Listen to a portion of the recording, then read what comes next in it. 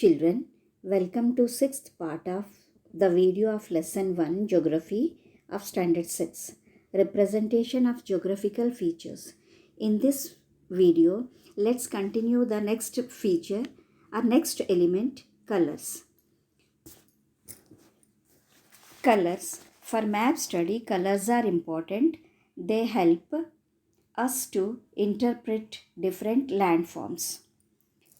To study map, colors are important and they help us to interpret different landforms. And the last one is key or legend.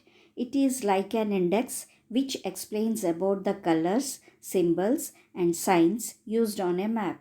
It is given at the bottom of the map. So key is like an index which explains about the color, symbols and signs used on a map. It is given at the bottom of the map. Now let's see the representation of geographical features through diagrams. Diagrams are used to represent different geographical features on a map. First one, anticline and syncline. The internal forces below the surface of the earth produce geological structures like folds, faults,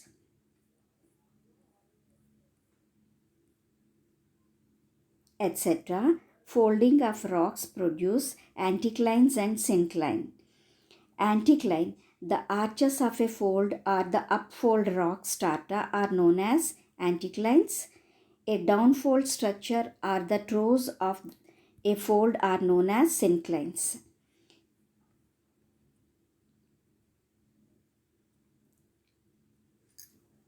The internal forces below the Earth's surface always produce geological structures.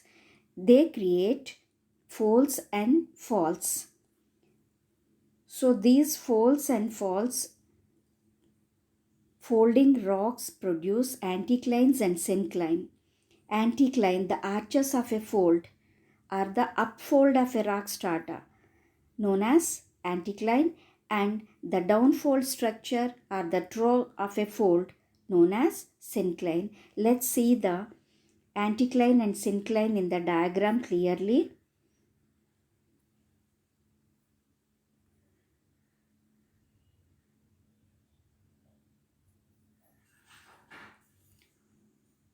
Now let's see block mountains on the map. When the earth's crust bends, folding occurs, and when it cracks, faulting takes place. It is because the land between two parallel faults either subsides to form a rift valley or rises to form a block mountains. When it subsides, it forms a rift valley. If it rises up, it forms block mountains. You can see the picture, you can see it in the diagram. Then next comes faulting of causes block mountains. Faulting of rocks causes block mountains. Some examples are the Arabian Peninsula and the Vosges Mountains in Europe. These are two examples of block mountains which are caused due to faulting. Next comes rivers, tributaries, distributaries, meanders and deltas. River. A river is a stream of water which flows in a channel from high ground to low ground and ultimately to a lake or sea. The origin of a river is called source of a river. Always the river originates from the higher altitudes or higher regions and it goes into a sea or a lake. The origin of a river or the beginning, the originating place of a river is called source of a river and the ending part is called mouth of a river. A course of a river has three stages: the upper course, the middle course and the lower course. There are different features which formed in different stages of a river. Generally, a river has three stages. First one is the upper course, beginning stage, the middle course and the lower course, the ending part. Now, let's see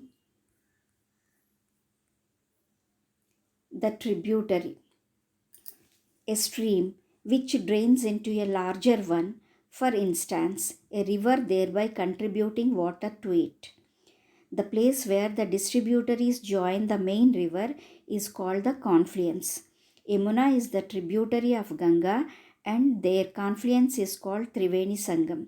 A tributary does not flow directly into the sea or ocean. A stream which drains into a larger river or a main river which is contributing water to the main river is known as a tributary.